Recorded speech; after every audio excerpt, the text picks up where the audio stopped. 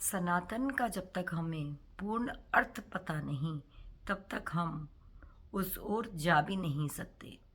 सनातन क्या है, शाश्वत क्या है? जो मैं हूँ वही सनातन है।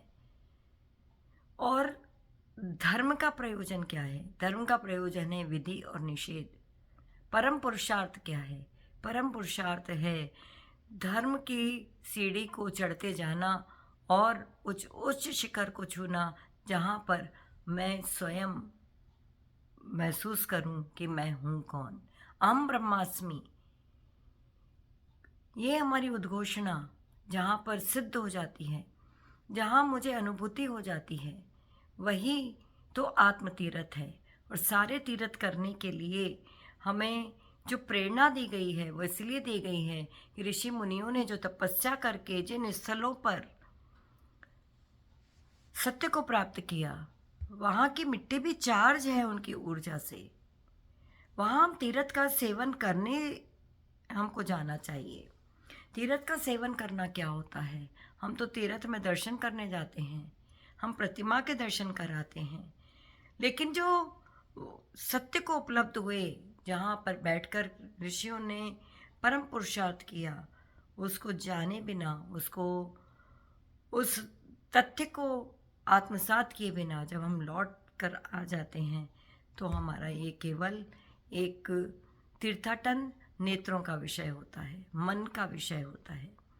ये हमें आत्मा तक नहीं ले जा सकता, क्योंकि आत्मा को जानने के लिए, उसकी अनुभूति सतत बोध में रहने के लिए परम आवश्यक है कि उस तीर्थ की महिमा को हम जाने, उस मर्म को जाने कि कैसे सत्य की खोज की गई और सत्य कहाँ है। सत्य तो मैं स्वयं हूँ।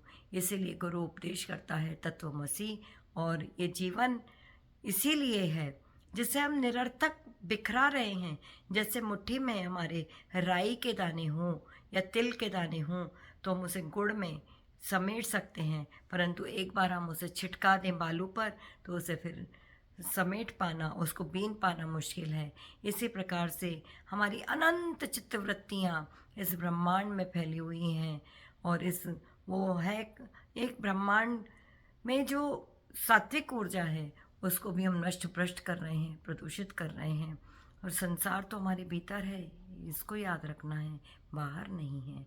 क्योंकि संसार हम बाहर देखते हैं, क्रियाएं करते हैं, प्रतिक्रियाएं करते हैं, फिर संकल्प विकल्प हम बुनते उधेड़ते रहते हैं, और फिर जन्म मरण के चक्र से हम कभी बाहर नहीं आ सकते।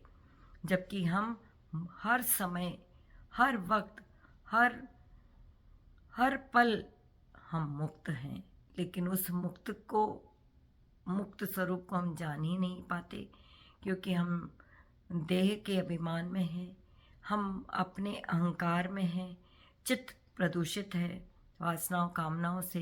तो हम कैसे जाने कि मैं कौन हूँ? जय श्री कृष्ण।